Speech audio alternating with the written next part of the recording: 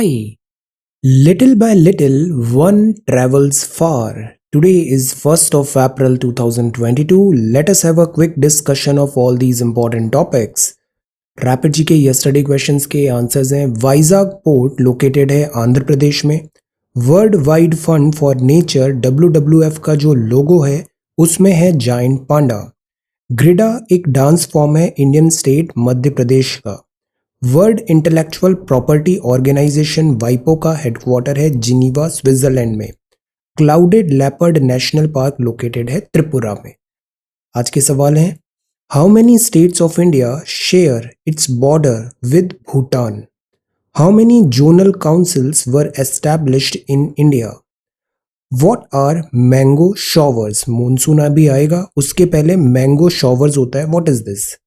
Khons are the tribal community of which Indian state? And what is the national motto of India? So these are 5 questions for today. आज की vocabulary है sumptuous. इसका मतलब होता है splendid, expensive looking, वैभवशाली, lavish है, luxurious है, deluxe है। parsimony मतलब होता है बचत, extreme unwillingness to spend money or use resources, miserness। Then braggart का मतलब होता है शेखीबाज मनुष्य, a person who boasts about achievements और पोजीशंस। सबटरफ्यूज का मीन होता है छल, deceit used in order to achieve one's goal. Draconian laws मतलब excessively harsh and severe, harsh, severe, strict. So these are vocabulary words for today. If you come across any other important word, write down that word along with its meaning in the comment section down below. Language proficiency बहुत ज़रूरी है। Reading, writing and speaking, reading, writing and spoken English, इन तीनों पे simultaneously सबको work करना है। आज 1st of April है। आज हम ये 2 सवाल का आंसर राइटिंग करेंगे। Prepare a note on the NITI Aayog. NITI Aayog Laxmikant में ये बहुत अच्छे से दिया है। NITI Aayog GS revision class में भी हमने नीति आयोग के बारे में पढ़ा था। सो this is the first question. Second question में इंडिया की जो इंपॉर्टेंट रामसर साइट्स है इस पे हम एक नोट तैयार करेंगे, सारी इंपॉर्टेंट रामसर साइट्स, साथ ही साथ मॉन्ट्रेक्स रिकॉर्ड के बारे में भी will prepare some note. So prepare a note on all the Ramsar sites of India. इस आंसर को सबमिट करने के लिए all you have to do is go to this website and take right the answer, take photograph and submit it in comment section on this website. Alright, so today is 1st of April। Month का start है Friday April 1, 2022। First news है वो है US deputy NSA warns India of consequences. तो US का deputy है ये, national security adviser, और इंडिया को वॉर्न किया है, इंडिया को वॉर्न करने का ट्राई कर रहा है of consequences. So mister Daleep Singh cautions against trade deals with Russia. Actually Russia पे यूएस ने बहुत ज़्यादा इकोनॉमिक सैंक्शंस लगाए हैं। रशिया उन इकोनॉमिक सैंक्शंस को सरकमवेंट करने की कोशिश कर रहा है। रशिया से रूबल में पेमेंट मांग रहा है। इंडिया बिकॉज ऑयल डिपेंडेंसी होती है हमारी, हमें ऑयल अगर चीपर रेट पे मिल रहा है तो हम रशियन ऑयल खरीदने के लिए भी विलिंगनेस दिखाए हैं। इस बात पे यूएस ने इंडिया को यहाँ पर वार्न करने की कोशिश की है। There will be consequences for any country including India that conducts local currency transactions through Russia's central bank और constructs a payment mechanism that subverts or circumvents the United Nations। तो इंडिया को warn करने की कोशिश किया है। ऐसी warning को हम सीरियसली बिल्कुल भी नहीं लेते हैं। So India must not expect that Russia. अच्छा, सेकेंड वार्निंग ये दिया है कि अगर चाइना के साथ हमारा टेंशन होता है, स्टैंड ऑफ होता है, जैसे लास्ट टाइम LSC पे हुआ था गलवान क्राइसिस में, अब बिकॉज रशिया की डिपेंडेंसी चाइना पे ज़्यादा हो गई है तो रशिया अभी जूनियर पार्टनर है चाइना का। तो अगर चाइना के साथ हमारा फेस ऑफ होगा, स्टैंड ऑफ होगा, तो उस केस में रशिया हमें रेस्क्यू करने नहीं आएगा, ऐसा भी एक वार्निंग दिया है। लास्ट टाइम भी गलवान क्राइसिस हुआ था, हमने उसे अपने बेसिस पे अपनी कैपेबिलिटी में चाइना को पुश बैक किया था। So again this is one thing. तो ये फॉरेन सेक्रेटरी है Harshvardhan Shringla ji and US deputy national security adviser Dalip Singh. I come here in a spirit of friendship to explain the mechanism of our sanctions। Actually क्या है, जो USA ने sanctions लगाई हैं Russia पे वो इतनी इफेक्टिव होती हुई भी नज़र नहीं आ रही है। और प्लस वेस्ट जो है, नेटो ग्रुप है, इनका भी जो डबल स्टैंडर्ड है वो हमने देखा है। आगे एक्सटर्नल अफेयर मिनिस्टर साहब जयशंकर साहब का एक स्टेटमेंट भी है किस तरीके से पिछले एक महीने में यूरोपियन यूनियन, यूएस, इन्होंने वर्ल्ड को लेक्चर दिया रशिया से ये सारे प्रोडक्ट्स बायकॉट करो।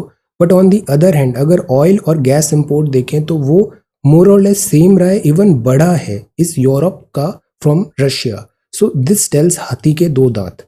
सो I come here in a spirit of friendship to explain. India को ऐसे लेक्चर देने की कोशिश कर रहे हैं। Consequences to countries that actively attempt to circumvent, तो इससे कोई फर्क पड़ता नहीं है। बैंक ऑफिशियल्स मीटिंग भी हुआ। India's ties with Russia could affect its partnership with USA। अब एक क्वाड है, क्वाड भी USA एंड ऑल जो गेम है वो एक काइंड ऑफ लाइक चाइना का जो इंक्रीजिंग थ्रेट है एशिया, साउथ चाइना सी में, इंडो पैसिफिक में। Somewhat like minded countries जैसे डेमोक्रेसी वाली कंट्रीज इंडिया, जापान, USA और ऑस्ट्रेलिया, ये सब मिलके बना रहे हैं क्वाड। तो इंडिया वहाँ पर दिस प्रेजेंट है। द पॉइंट इज इस पूरे आर्ग्यूमेंट का, इस पूरे बेसिस का, इसको ज़्यादा सीरियसली नहीं लेना चाहिए। पूरा जो आर्ग्यूमेंट ये है, इंडिया का जो स्टैंड है वो हम मिनिस्ट्री ऑफ एक्सटर्नल अफेयर्स के थ्रू जो स्टेटमेंट्स आते हैं उसको फॉलो करते हैं। और स्टेटमेंट ये है कि India is a sovereign independent country. हम डिसाइड करेंगे हमको क्या करना है, नहीं करना है। We do not want this deputy NSA to come and tell us what we need to do, what we can't. Okay. Now areas under AFSPA regime reduced. This is a good news. AFSPA जो था armed force special power act, ये काफ़ी time से यहाँ इस area में था, north east में। Armed forces special powers ordinance के थ्रू 1942 में जैसे क्विट इंडिया मूवमेंट आया था, तो एक्चुअली इस लॉ का भी जो रूट है वो ब्रिटिशर्स का जो रूल था, ड्रैकोनियन था एट टाइम्स, ये उसमें इसके रूट्स है। तो नॉर्थ ईस्ट में काफ़ी टाइम तक आफ्सपा लगा हुआ था। अब कुछ जगह आफ्सपा, कुछ जिलों में आफ्सपा को हटाने की बात है, which is a good thing. इससे नॉर्मलसी आती है, पीस, लॉ एंड ऑर्डर यहाँ पे होगा, सिविलियंस में भी कॉन्फिडेंस आता है and which is good. Timeline अगर हम देखें तो आफ्सपा 1942 में आया था। प्रेसिडेंट राजेंद्र प्रसाद जी ने प्रोमलगेट किया आफ्सपा जब नागालैंड में डिस्टर्बेंसेस हुए। 58 में पार्लियामेंट ने इस एक्ट को बनाया जिसका नाम बना armed forces special power act AFSPA. Mizoram में आफ्सपा लगा, त्रिपुरा में लगा, मणिपुर में लगा, अरुणाचल में लगा। इस तरीके से नॉर्थ ईस्ट के बहुत सारी जगह पर आफ्सपा लगा। जो सिविल एक्टिविस्ट थे उन्होंने इसका अपोज भी किया। फॉर एग्जाम्पल ये नाम काफ़ी है, बड़ा है। Manipur activist Irom Sharmila begins hunger strike seeking repeal of AFSPA. AFSPA में क्या होता है इसको हमने पहले भी कवर किया है। आफ्सपा में आर्म्ड फोर्सेस को स्पेशल पावर हो जाती है, बिकॉज यहाँ अगर हॉस्टाइल कंडीशन है ऑपरेशन की, so they need extra power, they need a kind of like जो सर्च ऑपरेशंस हैं या फिर अगर फायर भी ओपन करने की ज़रूरत पड़ी तो उसमें एक सर्टेन एक्स्ट्रा एडवांटेज, एक्स्ट्रा उनको प्रिविलेजेस दिया जाता है। अकाउंटेबिलिटी थोड़ी कम होती है वहाँ पे, ताकि वो फ्रीली अपना ऑपरेशन कर पाए। सिक्योरिटी पॉइंट ऑफ व्यू से देखें तो AFSPA is necessary, because hostile condition में हमारी आर्म्ड फोर्सेस को भी एक्स्ट्रा ऑर्डिनरी पावर चाहिए to perform their operations. But कुछ जगह ये देखा गया कि आफ्सपा का मिसयूज भी बहुत हुआ है, आफ्सपा का मिसयूजेज हुआ है, ग्रॉस वायलेंस भी हुआ है ह्यूमन राइट्स का। आर्मी ने भी इस बात को स्ट्रिक्टली लेते हुए इंटरनल इंक्वायरी और जो भी बैड एक्टर्स थे विद इन इनसाइड आर्मी उनके अगेंस्ट एक्शन लिया। बट फिर भी ये डिमांड आता रहा है कि क्या आफ्सपा अब भी हमको आगे मूव अहेड होना चाहिए आफ्सपा से। सो this is good. Centre removes AFSPA from large part of Assam, Manipur and Nagaland, तो दिस इज गुड। इंसर्जेंसी भी अगर हम देखें ना तो नॉर्थ ईस्ट में कम होती जा रही है, which is also a good sign. तो देखो नागालैंड से आफ्सपा एरिया कम हुआ, मणिपुर से कम हुआ, देन यहाँ दिस असम से भी कुछ एरिया में आफ्सपा का जो जोन है वो कम हुआ है। So this is good thing. Then this is areas under this see. ये द हिंदू का अनाउंसमेंट है। वीकडेज में न्यूज़पेपर का प्राइस अब 10 to 12 होगा, संडे को दिस एज यूजुअल होगा। एक्चुअली क्या होता है, जैसे ये न्यूज़ मीडिया है, इसका एक कॉस्ट होता है, अब स्टूडेंट कम्युनिटी, आई नो, मैं भी स्टूडेंट रहा हूँ, I know, from newspaper PDF to Netflix video, आपको सब दिस वे और दैट वे एक्सेस तो हो ही जाएगा। बट अगर अपन इसको फॉर्मल वे में परचेज करते हैं, so this in a way helps to build this continue this services. Okay, so this is also one reason मैं आपसे बोलता हूँ, if you are getting benefited with this our courses, then join. fee is only 1111. मैं content कभी भी restrict करने की कोशिश इसलिए नहीं कर रहा हूँ because I know PDF तो share हो ही जाता है और content as such कुछ exclusive भी होता नहीं है. So the point is, अगर हम इसको formal channel में करें, if you join the course, then it will help to run all these things smoothly. Scale up करने की बेनिफिट होगा, स्केल अप करना इजी हो जाएगा, because we are not like the Hindu और नेटफ्लिक्स, इतने जाइंट तो है नहीं, ना अपनी डीप पॉकेट्स हैं. So the point is your fee और contribution is required and it is very much valued. तो उसके लिए आप जा सकते हो वेबसाइट में, यहाँ एक कॉन्ट्रीब्यूशन और फीस का बटन है, you can tap on this. ये रेजर पे ओपन होता है, यहाँ पर you can fill any amount and contribute. Meanwhile ये जो कोर्स है इसमें we are doing all these things, individual guidance Google Meet sessions के थ्रू, और सीसेट क्रैश कोर्स भी रन हो रहा है. If you are getting benefited from this course, all you have to do is join this. Fee is only 1111, that is hardly 200-300 rupee a month. Scan this UPI QR code, make payment and share that screenshot with me on WhatsApp. I'll share a Google form with you and then we will have one-on-one session, one-on-one individual guidance session on Google Meet. अब अप्रैल का भी month आ गया है, April is very important. इसको हम अब speed करेंगे, speed up करेंगे. The reason we started early is कि से फरवरी मार्च में हम बहुत सारा बैकग्राउंड प्रिपेयर कर लें, ताकि जो अप्रैल का मंथ हो इसमें हम फाउंडेशन अब हमारी रेडी हो गई है, अब हम इस चीज़ों को स्पीड अप कर पाएंगे. So April is going to be very very important. इसमें हम बहुत ट्रेमेंडसली और बहुत स्पीड से बहुत सारी चीज़ें अब कवर करेंगे. ओके, तो दिस इज़ दिस. अब ये है गोटाबाया फेसेस फ्यूरी. प्रॉब्लम क्या है, श्रीलंका में जो क्राइसिस हो रहा है, यहाँ बहुत डिफिकल्टी आ रही है, बैलेंस ऑफ पेमेंट क्राइसिस भी है, इंपॉर्टेंट जो एसेंशियल सर्विसेज है वो भी कंडक्ट नहीं हो पा रही है. फॉर एग्जांपल हॉस्पिटल्स में भी ऑपरेशंस उनको फॉर टाइम बिंग स्टॉप करने पड़े थे, because essential drugs, electricity etcetera उनके पास नहीं था. इस पूरे बैकड्रॉप में तमिलनाडु की तरफ से ये डिमांड आया है कि यहाँ हम हेल्प प्रोवाइड करें. सी, जो तमिलनाडु का डिमांड आता है ना, it is genuine demand, humanitarian demand. हमें ह्यूमैनिटेरियन हेल्प करना भी चाहिए. जैसे एक्सटर्नल अफेयर मिनिस्टर जयशंकर साहब ने भी कहा, श्रीलंका को हमने क्रेडिट लाइन दिया है, श्रीलंका को essential medicine etcetera we are trying to provide. But कभी भी अगर हम ऐसा उसमें डिस्क्रिमिनेशन करते हैं ना, तो in a way we are not doing a favour, in fact we are trying to alienate them. For example जैसे तमिल्स है, जैसे ये इंडिया है और ये श्रीलंका है. अब इसके जो नॉर्दर्न पार्ट है, यहाँ तमिल पॉपुलेशन ज़्यादा है. अगर हम सेलेक्टिवली ऐसा करें कि श्रीलंकन तमिल को हमें हेल्प देना है, तो दिस डिफीट्स द पर्पस. ये फिशर्स क्रिएट करेगा, because although these are Tamils, but इनका जो नेशनल आइडेंटिटी है वो श्रीलंकन है, they are Sri Lankan first. So अगर हमें हेल्प करना है तो we should like help them, like Sri Lanka को हेल्प करना चाहिए वहाँ पे, जो हम कर रहे हैं, और वाया फॉर्मल चैनल जो एक्सटर्नल अफेयर मिनिस्ट्री के स्टेटमेंट्स आए हैं. So this is one thing. Because you know in the past अगर हम देखें लेट 1980s 90s में जो सिविल वॉर टाइप सिचुएशन भी श्रीलंका में हुआ था, उससे भी हमने काफ़ी लेसन्स यहाँ पे लर्न किए थे. E autos mark their debut on Delhi roads, so this is good. The initiative has ensured livelihood of these many drivers including 500 women. Excellent. Executive enclave yet to get environmental clearance, environmental impact assessment. Fine है sticking to their lanes. So this is page number 2. Look at this beautiful picture. This is naturally cooled. A woman selling painted earthen pots used to cool water on the roadside of this Bangalore on Thursday. तो earthen pot हमें use करना चाहिए, naturally cool. This news is about dip in Chilika's lake dolphin population. See, the overall number of dolphin in Odisha increase हुआ 544 to 726. अब बताओ ये जो dolphin है ये क्या फिश है या फिर ये एक काइंड ऑफ मैमल है? Is this a mammal? Mammal है क्या डॉल्फिन? आंसर. और ये जो डॉल्फिन है ये चिलिका लेक की डॉल्फिन है. डॉल्फिन सोनार प्रिंसिपल को भी यूज करती है फॉर नेविगेशन, और डॉल्फिन बहुत इंटेलिजेंट दिस एनिमल होता है. तो डॉल्फिन पॉपुलेशन ओडिशा कोस्ट में वाटर बॉडीज में इंक्रीज हुआ है. Irrawaddy dolphin for Chilika lake has fallen. तो ये डॉल्फिन चिलिका में फॉलन हुआ है, और ओवरऑल ओडिशा जो बाउंड्री है, ओडिशा की वाटर बॉडीज है, वहाँ पर इंक्रीज हुआ है. ये अभी नए सर्वे में पाया गया.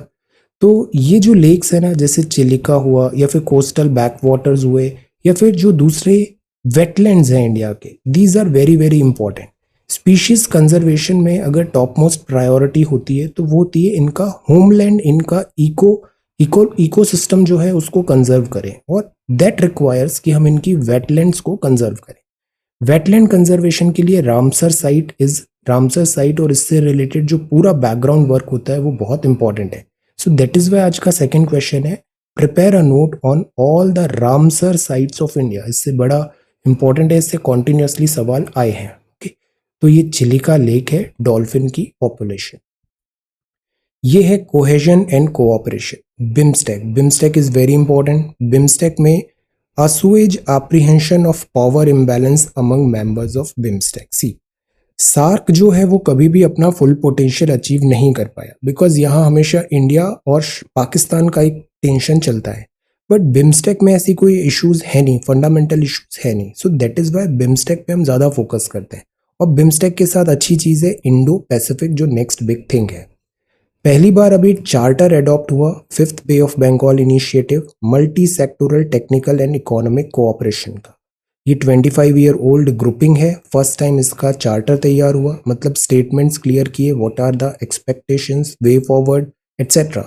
तो इससे री एनर्जाइज हो गया है this entire group.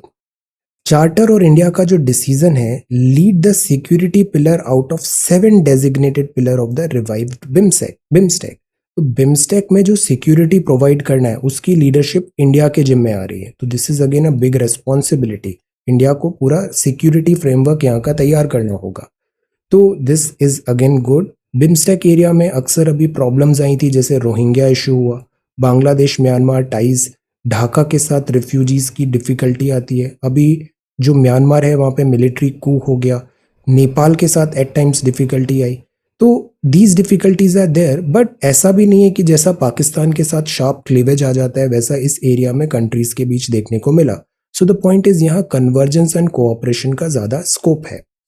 Political engagement आज हमारा बेटर हो रहा है। नेपाल, श्रीलंका, बांग्लादेश के साथ भी कॉर्डियल रिलेशंस है। So this is a good thing. यहाँ कुछ चीजें अनाउंस हुआ, जैसे प्राइम मिनिस्टर साहब ने एक तो बात किया फ्री ट्रेड अग्रीमेंट का, दिस इज इंपॉर्टेंट, इसको रियलाइज करना है हमें।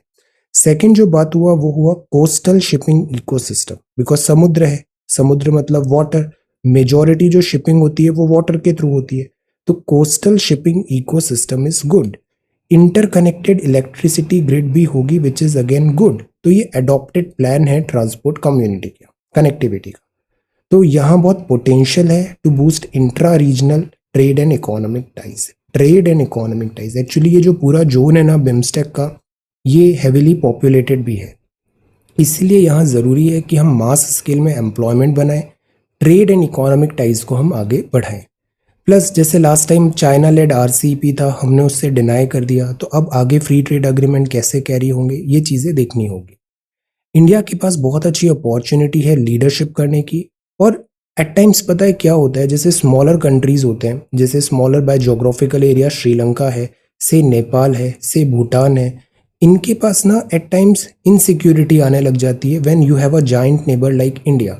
सो दैट इज वाई इंडिया यहाँ पे अक्सर गुजराल डॉक्ट्राइन जैसी चीजें अपनाया है। इनको कॉन्फिडेंस में लेके कंफर्टेबल फील कराने की कोशिश की जाती है। तो जो भी एप्रीहेंशंस हैं smaller members of intra group, क्योंकि पावर इम्बैलेंस है ऑब्वियसली, यहाँ पे इंडिया इज ह्यूज और पावर इम्बैलेंस है। सो इस पावर इम्बैलेंस के लिए इंडिया यहाँ पे इन्हें कंफर्टेबल करने की कोशिश करता है। फैसिलिटेट करे greater cross border connectivity, investment by lowering barrier to the movement of people and goods भी हमें करना चाहिए। This has always remain the policy of India. Plus India हमेशा फर्स्ट रेस्पॉन्डर भी रहता है। मालदीव्स में डिफिकल्टी हुआ, हमने सबसे पहले रेस्पॉन्ड किया। अभी श्रीलंका में डिफिकल्टी हो रहा है, इंडिया ने सबसे पहले रेस्पॉन्ड किया। इवन बांग्लादेश को ऑफर किया, म्यांमार, नेपाल, भूटान। तो इंडिया हमेशा से बहुत रेस्पॉन्सिबली यहाँ पे अपनी ड्यूटी डिलीवर करता आया है। This is step by step, this is an excellent lesson कि जो भी बॉर्डर इशू है विद इन द कंट्री, जो बॉर्डर इशूज है, स्टेट्स के बीच बॉर्डर इशूज है, इनको अमिकेबली, पीसफुली, डिप्लोमेटिकली, डायलॉग के थ्रू रिजॉल्व करना जरूरी है। वायलेंस की कोई जगह नहीं होती है। तो असम और मेघालय बॉर्डर जो था, काफी टाइम से डिस्प्यूट्स था यहाँ पे, वो अभी सॉल्व हुआ, कुछ गिव एंड टेक हुआ एरियाज का, ये सॉल्व हुआ. सो this is a wonderful move, this is a wonderful move. और ये एक टेम्पलेट शो किया है नॉर्थ ईस्ट इंडिया ने पूरे इंडिया के लिए कि this is the way to solve the border disputes. Because कुछ टाइम पहले हमने देखा था कर्नाटका और महाराष्ट्र लड़ रहे थे. अक्सर हम कावेरी रिवर पे देखते हैं कर्नाटका और तमिलनाडु की फाइट होती है, कभी तमिलनाडु और केरला की फाइट होती है फॉर मुल्ला पेरियार डैम, कभी एनसीआर और एडजॉइनिंग जो स्टेट्स हैं उनके बीच में फाइट हो जाती है. सो the point is India is an indestructible union of destructible states. ये जो स्टेट्स हैं 28 स्टेट्स हैं, 8 यूटीज हैं, अमिकेबली जो भी डिस्प्यूट्स है उसको सॉल्व करना शुड बी अवर प्रायोरिटी. तो this is a very good template, this is a very good template. North east ने बहुत अच्छा मैसेज दिया है. This is a criminal attack on privacy. यहाँ कोई नई बात नहीं है, 2-3 दिन पहले से हम 2-3 दिन पहले ही हमने इसको बहुत डिटेल में देखा है इस नए बिल को, और ये भी बिल है, इस पर बहुत ज़्यादा टाइम नहीं देना है हमें. Criminal procedure identification bill 2022. इसके जो बेसिक्स हैं यहाँ बस उसी का रिपीटिशन है और थोड़ा क्रिटिकल व्यू पॉइंट लिया है कि जो डेटा कलेक्ट हो रहा है वो क्या प्राइवेसी के अगेंस्ट तो नहीं है. पुट्टास्वामी केस में कहा था कि गवर्नमेंट डेटा कलेक्ट कर सकती है, सिटीजन प्राइवेसी को ओवरराइड कर सकती है, बट वो बैक्ड बाय पार्लियामेंट के एक एक्ट होना चाहिए, जस्टिफाइबल होना चाहिए कि वो लेजिट डिमांड थी तब गवर्नमेंट ने इसको ओवरराइड किया. तो ये चीज़ रिक्वायर्ड है. अभी क्या हो रहा है, जैसे पहले क्रिमिनल्स होते थे उनका फिंगरप्रिंट लिया जाता था, फोटो लिया जाता था, अभी बहुत सारे बायोमेट्रिक्स कलेक्ट करने की बात है.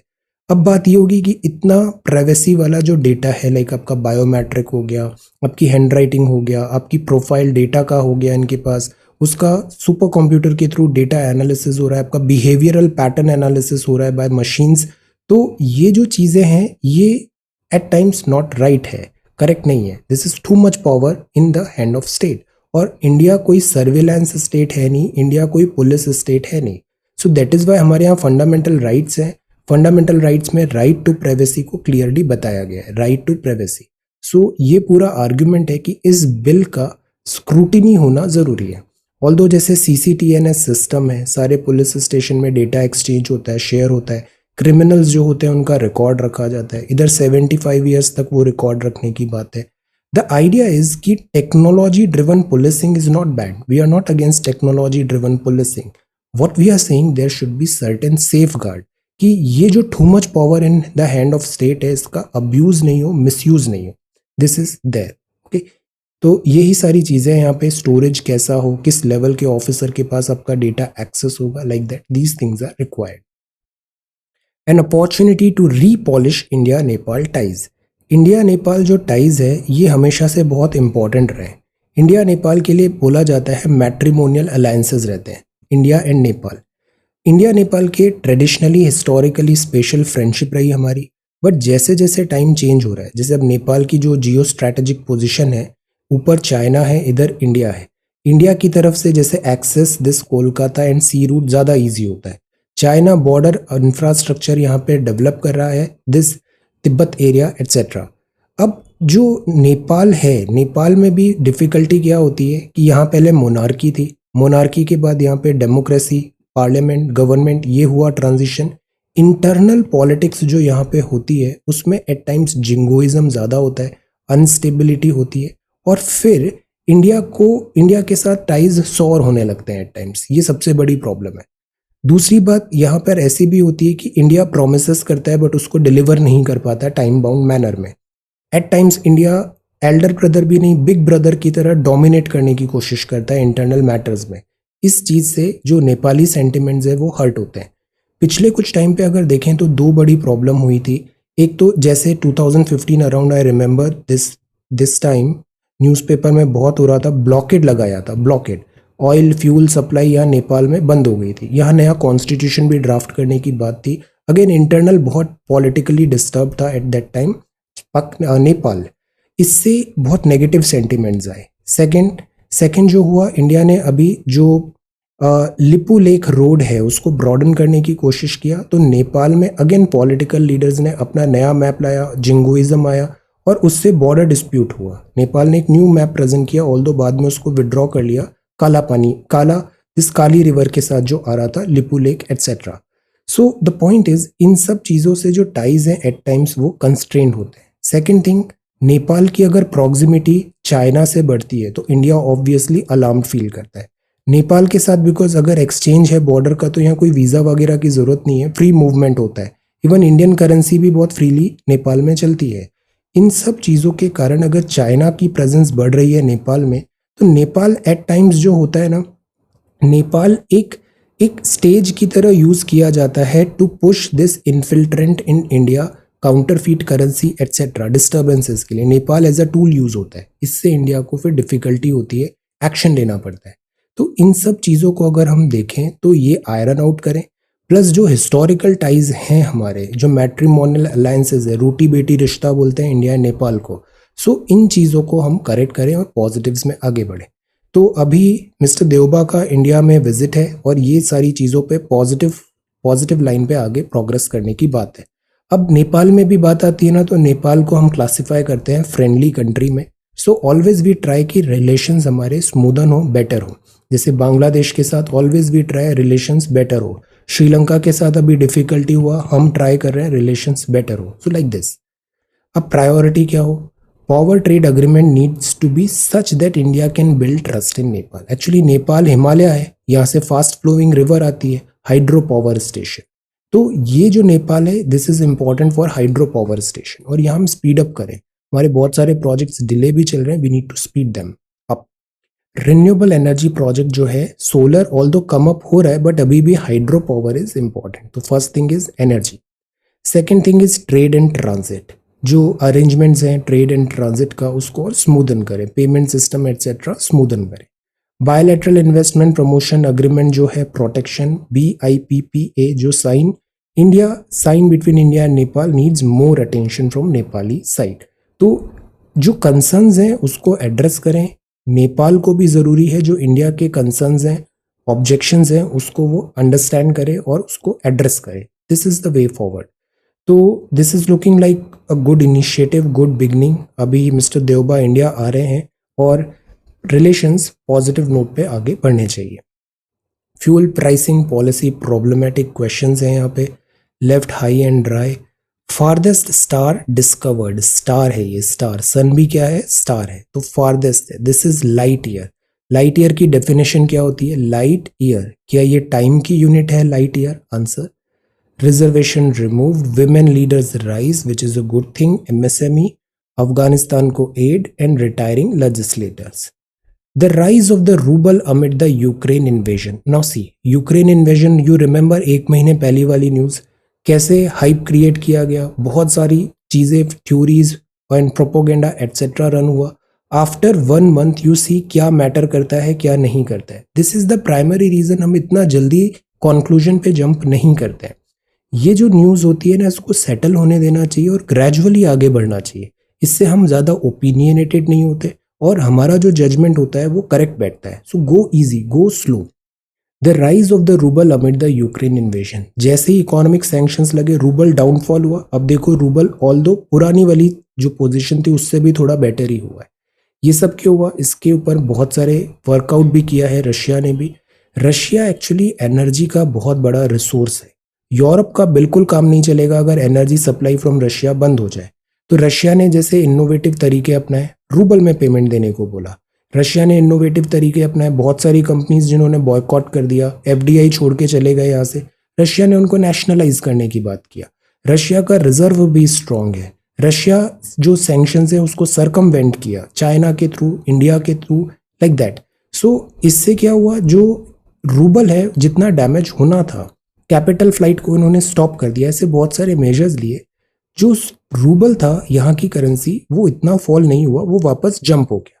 प्लस जैसे ये यूक्रेन का मैप देखा था, मारियापोल, और इधर से अगर हम देखें तो सी ऑफ अजोवा वो कंप्लीटली कट ऑफ हो गया है। ब्लैक सी का दिस लैंडलॉक्ड बनता जा रहा है यूक्रेन। रशिया ने पूरा कोस्टल दिस ऑलमोस्ट कवर कर लिया है। अब बात हो रही है सीज फायर की। तो this is also one reason की रूबल में जंप हुआ है। Although this jump is not, अभी बहुत ज़्यादा इसमें हम read in between the lines नहीं करना चाहिए। स्टेबल कितना होता है, let us see. But idea ये है, इस पूरे लेसन से, जो यूक्रेन लेसन से सीखा, आइडिया बेसिकली ये है कि पहली बात, सेल्फ रिलायंट होना ज़रूरी है। दूसरी बात, ये जो वेस्टर्न लेड ऑर्डर है, जैसे स्विफ्ट बैंकिंग हुआ, वेस्टर्न कंपनीज एटसेट्रा हुआ, क्या अगर इनका पॉलिटिसाइजेशन हो रहा है तो क्या इससे फिशर्स क्रिएट नहीं होंगे? बिकॉज पहले ऐसा था कि ये चीज़ें थी वो पॉलिटिकली न्यूट्रल रहती थी, कंपनीज भी पॉलिटिकली मोटिवेटेड नहीं होती थी, बट पिछले कुछ टाइम से इनका पॉलिटिसाइजेशन हो रहा है, तो which is again one thing. ये जो चीज़ें हैं ना, इसमें बहुत सारे लेसन्स हैं, इंडिया को भी इसके लिए वेल प्रिपेयर्ड होना चाहिए। So this is that. ये ओल्ड पेंशन स्कीम दोबारा रीस्टोर करने की बात है। पहले क्या होता था कि जो गवर्नमेंट ऑफिशियल रिटायर होता था, उसकी जो लास्ट ड्रॉन सैलरी होती थी उसका 50% उसका पेंशन बन जाता था। बड़ा सिंपल सा रूल था।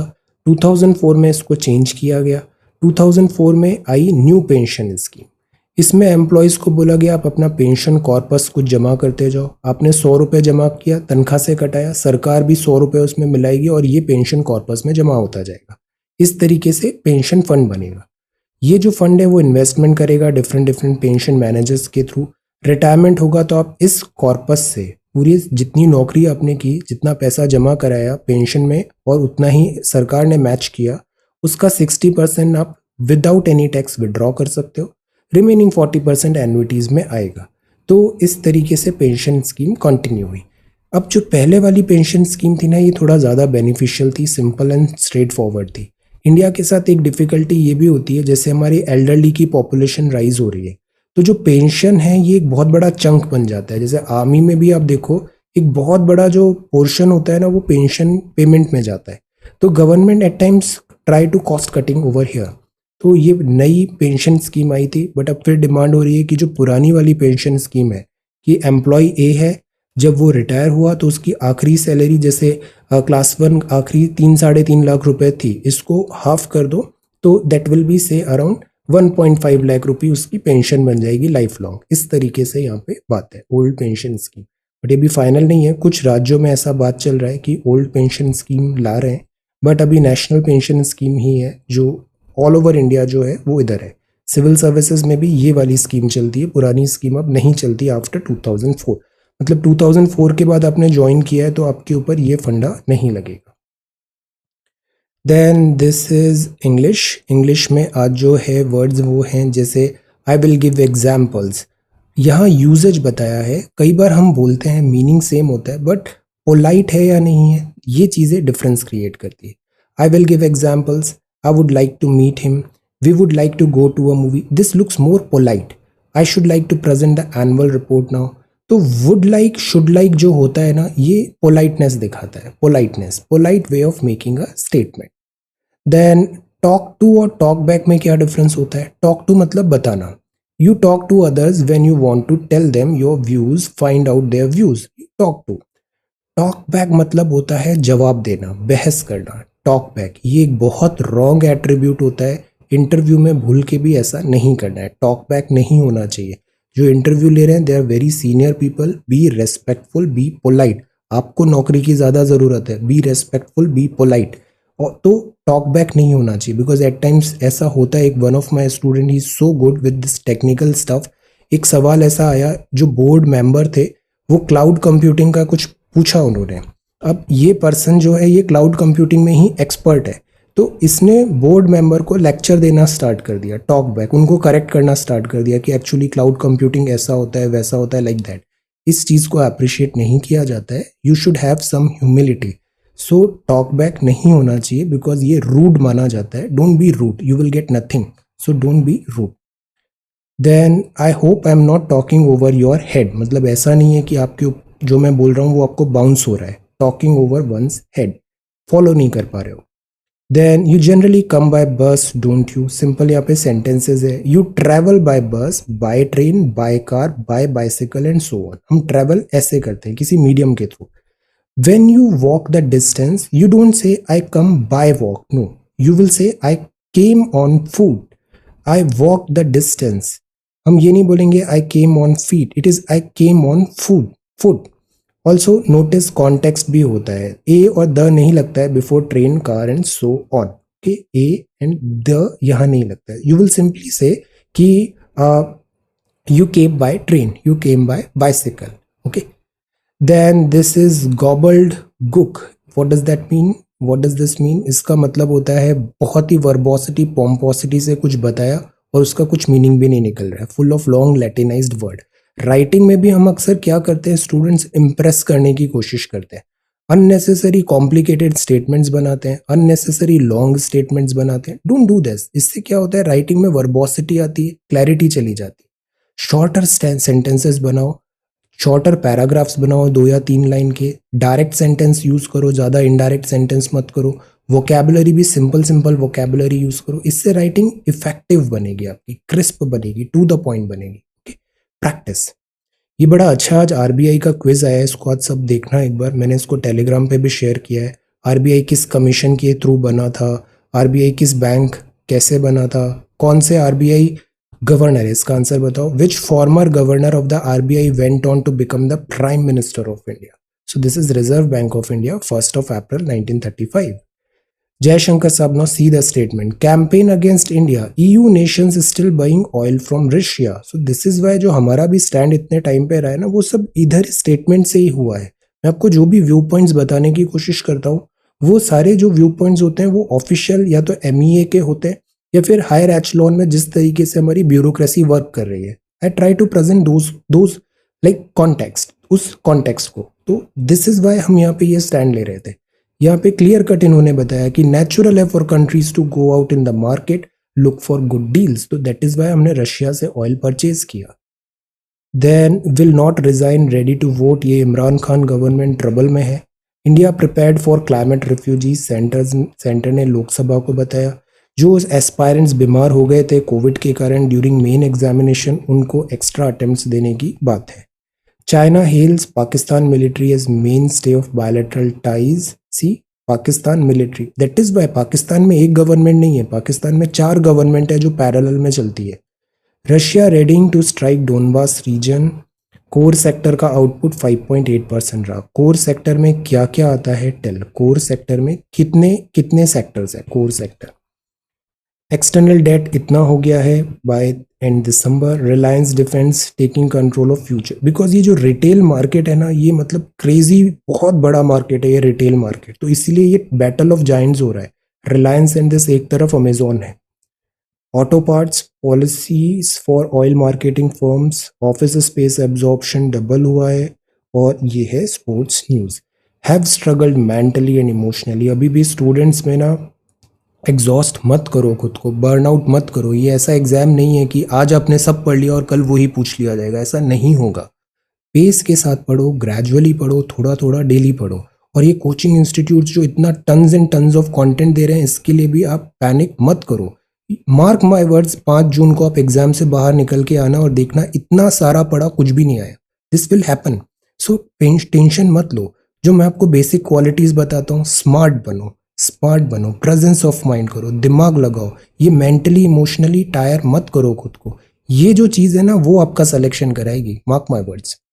तो इस तरीके से खुद को एग्जॉस्ट मत करो। ओके, बी सेलेक्टिव, क्वालिटी चीज़ें पढ़ो, इतना सारा स्टैंडर्ड बुक्स पढ़ो। This will help you a lot.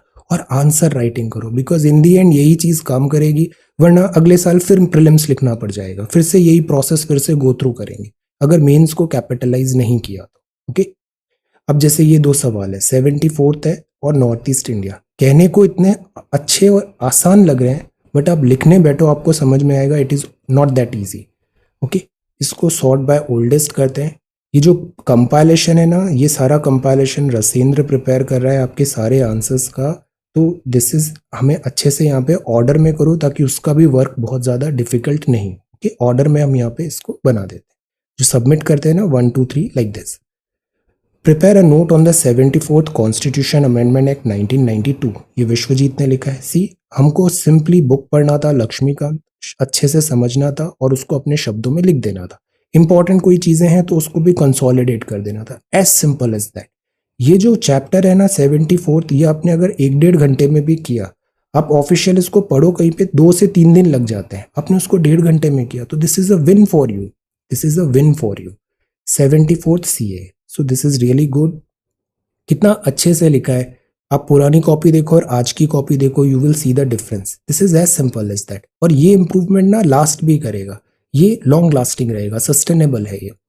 तो दिस इज गुड। 74th, अब एग्जाम्पल भी बताया, 368 बताया, पर्पस बताया, अंडरलाइन भी कर रहे हैं हम, हेडिंग सब हेडिंग है, सी नगर municipal, very nice. Focus schedule 7 में क्या लिखा हुआ है, सी लिखना बहुत ज़रूरी है, फंक्शंस बताए, वेरी नाइस। और इसी तरीके से आप इसे मेन एग्जामिनेशन में भी लिख देना।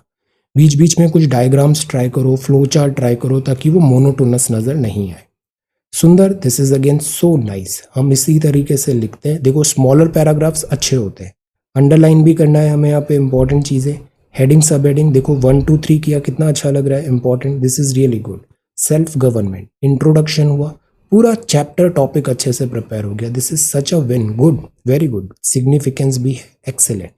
फिर फीचर्स बताए हमने, म्यूनसिपैलिटी हुआ, see this is types of urban government, तो this is really good. Laxmikant का चैप्टर बहुत अच्छे से देखना है, बहुत इंपॉर्टेंट है। आशा, नॉर्थ ईस्ट बहुत इंपॉर्टेंट पार्ट है, आपने बहुत डिटेल में अच्छा मैप बनाया है, इसके states, boundaries, rivers, mountains etcetera, tribes, सब हमें बहुत अच्छे से पता होना चाहिए, good. See this is such a good map, very nice.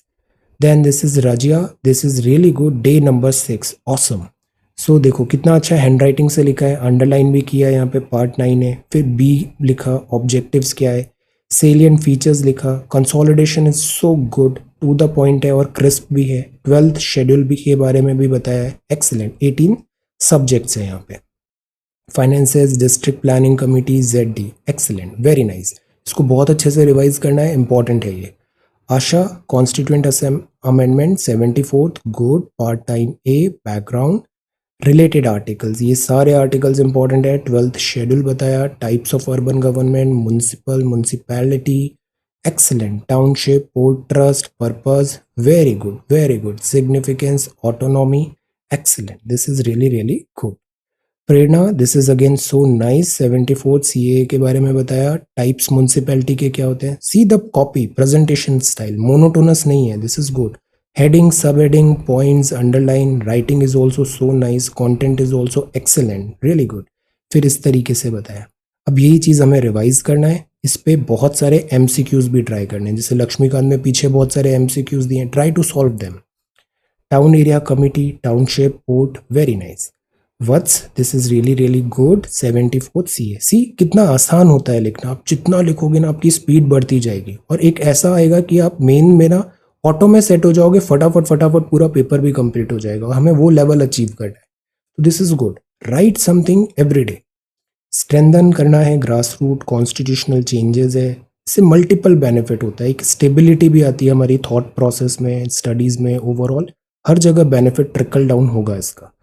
Duration, municipal finance commission, C very good points. Significance, कितना अच्छा स्ट्रक्चरिंग किया है, सिग्निफिकेंस। अब ये भी बताते हैं आप इसमें चैलेंजेस क्या आ रहे हैं, क्यों डिलीवर नहीं कर पाता है this grass root democracy. Akanksha, this is 74, very important, इससे सवाल आएगा। अपने सारे आर्टिकल्स बता दिए, एक्सीलेंट। ऐतिहासिक चीज़ें बताई, विशेषताएं बताई, कार्यकाल, good, very nice. And this is शहरी। अब देखो ये चुनौतियां बताया, अब चुनौतियां का सॉल्यूशन, निष्कर्ष। तो Gram Swaraj in this ground tier 40, article 40 is important, ये बहुत इंपॉर्टेंट है। इन सब चीज़ों को हमारे एटलस में भी हमें देखना है, जो एरिया है ना यहाँ से सवाल आते हैं। राज्य, जलवायु, वनस्पति, पेट्रोलियम, सहायक नदियाँ, सी बस अभी से एक सवाल आ जाएगा, कंचनजुंगा कहाँ पर है, इंटाकी कहाँ पर है, मुरलैन कहाँ पर है, वेरी नाइस। अरुणाचल, सिक्किम। अब आप जो भी लिख रहे हो ना, टाइम आ गया है, इसको बहुत अच्छे से रिवाइज करो, इसको रिवीजन करना बहुत ज़रूरी है, चीज़ें भूलेंगी नहीं। This is really good. North east का मैप अच्छा है, इंडिया का मैप थोड़ा और बेटर हो सकता है। North east, Ratnapriya, this is really good. North eastern India area, see this presentation is good. Assam बताया, फिर wildlife sanctuary, 1 by 1 state wise लिखा है, गुड। तो अब हमें नॉर्थ ईस्ट बहुत अच्छे से पता चल गया है, और ये बहुत ज़रूरी भी है। then this is 74th, good, see so nice। Answer writing इतना इजी है, डिफिकल्ट पार्ट है तो बस उसको अटेम्प्ट करना, अब स्टार्ट करो, लिखो। 12th शेड्यूल है, गुड, जितना लिखोगे उतना आपका रिफाइनमेंट आएगा। Shubhangi, this is really good, बहुत अच्छी हैंड राइटिंग है, नीट एंड क्लीन प्रेजेंटेशन है, हिस्टोरिकल, बस यहीं से सवाल आते हैं, इसको अच्छे से कर लो। 79 चैप्टर्स है लक्ष्मीकांत में, हमने 50-60 चैप्टर्स यहाँ पे इस तरीके से कवर कर लिए हैं, this is such a good strategy. Reservation of seats, और खुद से हम लिखते हैं ना तो कॉन्फिडेंस लेवल भी बहुत अच्छा रहता है हमारा, बहुत कॉन्फिडेंस आता है खुद पे, और इन पन्नों को आप बाद में पलटा के देखोगे तो आपको और कॉन्फिडेंस आएगा कि कितनी सारी पढ़ाई की है। गुड। Application fantastic. डिस्ट्रिक्ट, सी कितना हॉलिस्टिक वे में आपने पूरा कवर कर लिया, एंटायर चैप्टर पढ़ भी लिया, रिवाइज भी कर लिया, लिख भी लिया। एक्सीलेंट। और इससे 100% एक सवाल आएगा। नॉर्थ ईस्ट का डायग्राम भी कितना अच्छा है। आप बहुत अच्छे से प्रीलिम्स पढ़ो, मेंस आपके लिए केक वॉक होने वाला है। This is really good, very nice diagram. Parks, Saroj, this is so good, very good. North east का डायग्राम सी कितना अच्छा लिखा है, this is really really good. और माउंटेन्स बताए, ये सारे सवाल आते हैं प्रीलिम्स में। माउंटेन्स हुआ, पासेस हुए, रिवर्स तो फेवरेट है, कंचनजुंगा, यहाँ की ट्राइब्स बहुत फेवरेट है, because this area is very diverse, nature के पास है, ये फॉरेस्ट के पास है। So this is really really good. Meghalaya 1 by 1 किया, passes excellent. Mamata, this is again good. North east, see this diagram so good, this is really good. Kameng river भी पूछा है, दिस बरेल रेंज भी आया है, बराक रिवर भी आया है, यहाँ से हर साल सवाल आते हैं। देन ये कितना कंटेंट रिच है, बहुत अच्छे से लिखा है, this is really really good. सारे नेशनल पार्क्स हो गए, नामेरी पूछा गया है, पक्के पूछा गया, ये सब सवाल पूछे जाते हैं, this is really good. So this is really nice. Razia, this is again good, map is really really nice, आपका मैप वर्क बहुत अच्छा होता है। This is Dihang, Dibang, Kanchenjunga, very nice. आप भी बहुत अच्छे से प्रीलिम्स की तैयारी करो, मेंस आपके लिए केक वॉक होगा आपके लिए भी। जिस तरीके से आप इतना अच्छे से लिख रहे हो, इसी चीज को रिप्रोड्यूस करना है हमें। Shikha, this is again so good, subject of urban, see this style is so good. तो यही चीज होना चाहिए मोनोटोनस में, जैसे 1 2 3 4 हुआ। कंटेंट लिखो, because in the and presentation is okay, but जो असली चीज है वो तो कंटेंट ही होता है। 80-85% तो आपने क्या लिखा है वो मैटर करता है, बट हमें 15% जो है ना एक्स्ट्रा अच्छे से लिखा है, हाईलाइट हो रहा है, उस पर भी ध्यान देना चाहिए। तो आप दोनों चीजें बहुत अच्छी है आपकी यहाँ पे, this is really really good. Finances पूरा चैप्टर अच्छे से कवर कर लिया, और यही करना था यहाँ पे। Then fire services conclusion, excellent. और ये है geography of north east, area है, डेटा है, this map is so nice. Map work आप सबका बहुत अच्छा हो गया है, I am so happy. Priyanka, this is again so good, this is urban government, local government, see this chronology, this is really nice. Committees भी बताइए आपने, पूरा चैप्टर रिवाइज हो गया, समराइज हो गया। इसी चीज को अभी पढ़ना अच्छे से, और इससे एक भी सवाल गलत नहीं होगा। पावर हुआ, this is good. Exempted area, AFSPA अभी फिर न्यूज में। 12th शेड्यूल के आइटम्स लिखे, इससे भी रेगुलरली सवाल पूछे गए। Then this is municipality, very nice. Town area 1 by 1 सारे कवर किए हमने। Very hard working, you are very hard working, very sincere. इसी तरीके से कंटिन्यू करना है, आपका सिलेक्शन बहुत आसानी से हो जाएगा। Shubham, this is again so nice, very good. See कितना अच्छा स्टाइल है ये बताने का, this is good. Then international borders बताइए आपने, इंपॉर्टेंट एरिया बताया, कंटेंट है, और प्रिसीजन भी बहुत अच्छा है। लुशाई, खासी, गारो, नागा, यही चीज होता है, जितना हम पढ़ते हैं ना हमारा उतना रिफाइनमेंट आता है, हमको समझ में आ जाता है क्या इंपॉर्टेंट है क्या नहीं है सिलेबस के विद इन। गुड। 1 by 1 सारे हमने पार्क्स भी बता दिए, एक्सेलेंट। 74th CA बताना था, एम्स, ऑब्जेक्टिव। और देखो जितना लिखेंगे टाइम भी कम होता है। शुभम वाज टेलिंग मी कि अब उतना टाइम नहीं लगता जितना पहले लगता था आंसर राइटिंग में, bye practice. Aditi, this is again so good, chronology से स्टार्ट किया, आप भी बहुत अच्छे आंसर्स लिख रहे हो। अदिति ने भी अपना कंपाइलेशन शेयर किया था, everything is like very systematically folders में बना रखा है, सब्जेक्ट वाइज जो भी आंसर राइटिंग किया है, इसी तरीके से सबको करना है। तो this is really really nice, UT etcetera, very good. Kajol, your map work is again really good. National park बताया हमने, इधर इधर से ही सवाल आएगा, इसको आप 2-3 बार रिवाइज करना है, इससे 100% एक सवाल आएगा। रिया, 74th is very important. Municipality और नगर निगम और ग्राम नगर, दिस विलेज वाला और सिटी वाला, ये दोनों बहुत इंपॉर्टेंट है, इससे सवाल आते हैं। 73rd and 74th। कंपोजिशन हुआ गुड, सेकेंड ईयर। अब थोड़ा सेलेक्टिव हो जाओ, सारी चीज़ें हमें नहीं पढ़नी है, सेलेक्टिव स्टैंडर्ड बुक्स को पढ़ना है। Try to read geography, polity, economics, history, इन चारों चीज़ों को बहुत अच्छे से कर लो in this month of April itself. बहुत कॉन्फिडेंस आएगा और यही चीज़ एक्चुअल में काम आएगी। Meenu, this is really good, बहुत अच्छे से सारी चीज़ें बताया। North eastern states, very nice. Sino, Indian war, geography, आपका वर्क भी बहुत अमेजिंग है, दिस इज रियली गुड। और आप बहुत सिंसियर हो, सिंसियरिटी से ही एग्जाम निकलता है, एंड इसी ट्रैक को फॉलो करना है हमें, ओके। फ्लोरा फोना, सी यहाँ से एक सवाल आ जाएगा। अभी कितने हैं, 28 है। Then this is 74th historical prospects बताए 1992, very nice. Achievement 12th schedule. मैं थोड़ा जल्दी इसलिए जा रहा हूँ बिकॉज अब एकदम परफेक्ट है, कोई ऐसा मिस्टेक नहीं नजर आ रहा है, सब बहुत अच्छे से लिख रहे हो। इसी चीज को बस कंटिन्यू करो, रिफाइन करो, everything is on track. Discipline में काम करना है। जैसे राम नरेश, आप बहुत अच्छे से तैयारी कर रहे हो।